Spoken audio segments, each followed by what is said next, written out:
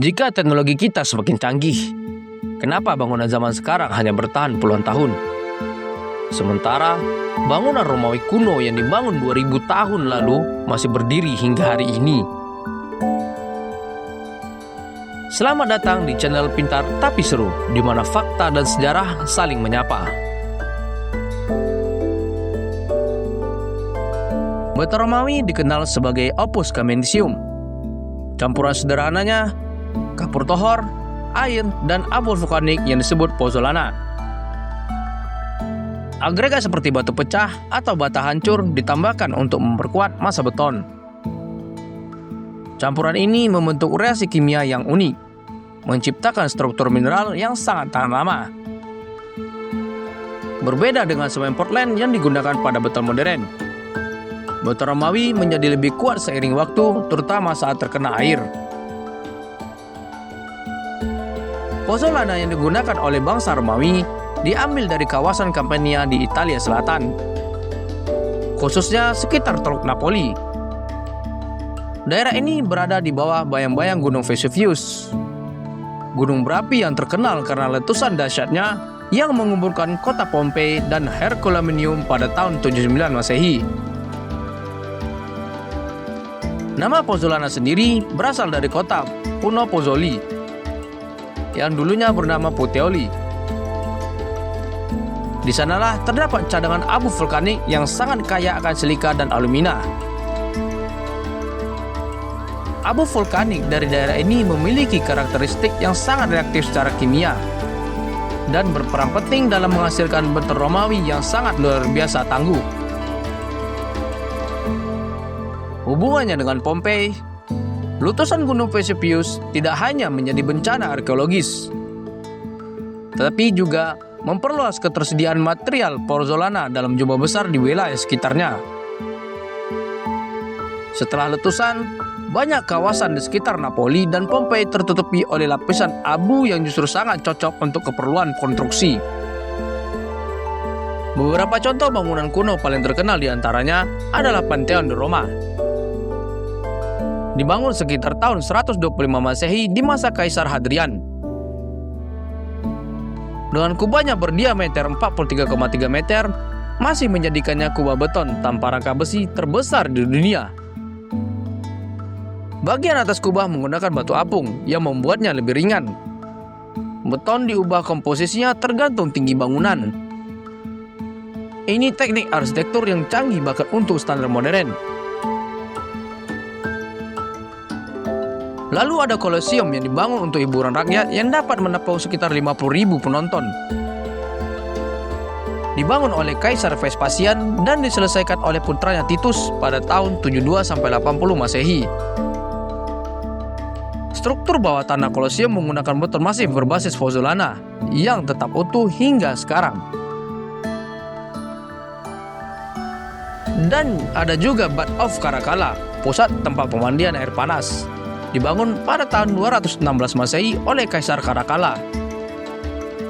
Ini merupakan pusat pemandian terbesar dan termegah saat itu, yang mana pusat pemandian ini memiliki luas mencapai 25 hektar. Penelitian modern mulai mengungkapkan mengapa beton Romawi begitu tahan lama.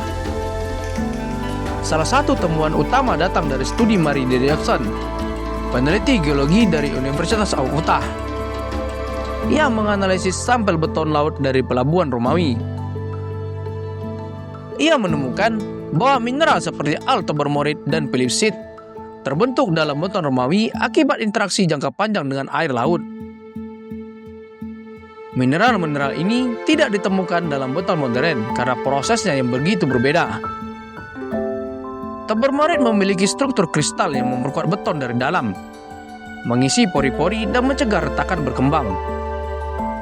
Pada tahun 2023, studi lanjutan dari Admir Masek dan tim dari MIT menemukan bahwa beton Romawi memiliki kemampuan self-healing. Di dalam beton terdapat gumpalan kapur yang terbentuk akibat teknik hot mixing, di mana kapur dicampurkan saat masih sangat panas. Begitu retakan mulai muncul dan air masuk, Gumpalan ini bereaksi dan membentuk kalsium karbonat baru yang mengisi celah dan menyemen ulang bagian yang rusak. Teknologi ini sangat berbeda dengan beton modern yang umumnya tidak bisa memperbaiki diri sendiri. Pertanyaannya, kenapa beton Romawi tidak lagi digunakan pada zaman era modern sekarang? Ada beberapa alasan mengapa teknologi ini tidak lagi digunakan. Formulanya baru dipahami belakangan ini. Rincian reaksi kimia dan mineral dalam beton Romawi baru diketahui secara pasti dalam 2 dekade terakhir. Sumber material terbatas. Pozzolana yang digunakan Romawi berasal dari abu vulkanik Gunung Vesuvius yang memiliki komposisi mineral khusus. Tidak semua abu vulkanik di dunia memiliki sifat reaktif yang sama. Teknik hot mixing tidak umum. Mencampurkan kapur saat masih panas membutuhkan prosedur yang berisiko dan tidak sesuai dengan praktik industri modern yang menekan keamanan dan efisiensi. Industri semen modern sudah terstandarisasi. Produksi semen Portland sangat efisien dan murah secara ekonomi. Industri konstruksi sudah dibangun di atas standar ini. Regulasi dan standar teknik ini tidak mendukung. Banyak standar konstruksi modern tidak mengenal atau mengakomodasi jenis bahan dan teknik seperti yang digunakan dalam beton Romawi. Namun, para peneliti dan insinyur mulai kembali melihat ke masa lalu untuk membangun masa depan. Proyek-proyek seperti Reasilins di Eropa berupaya menciptakan beton tahan korosi yang terinspirasi dari teknik Romawi. Alami dan teknik reaktif rendah karbon menjadi bahan diskusi penting dalam pengembangan material bangunan yang lebih ramah lingkungan. Beton adalah salah satu kontributor terbesar emisi karbon global. Sebagian besar karena produksi semen Portland. Dengan mempelajari dan meniru prinsip-prinsip beton Romawi, ilmuwan berharap dapat menciptakan beton yang memiliki umur lebih panjang, tahan terhadap lingkungan ekstrim, membutuhkan lebih sedikit pemeliharaan, dan menghasilkan lebih sedikit karbon selama produksi.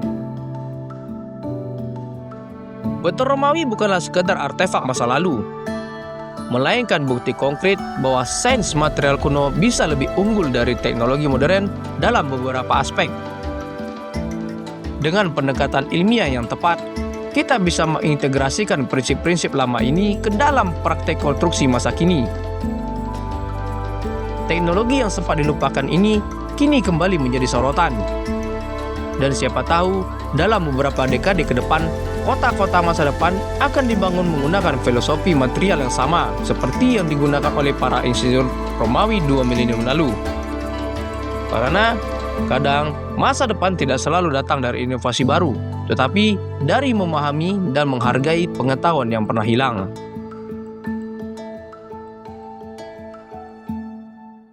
Nah, gimana guys? Kira-kira teknologi kuno apa lagi ya yang bisa kita pelajari untuk zaman sekarang? Tulis tebakan atau ide kamu di bawah ya. Siapa tahu bisa jadi topik video menarik selanjutnya. Jangan lupa like and subscribe ya. Terima kasih. Assalamualaikum warahmatullahi wabarakatuh.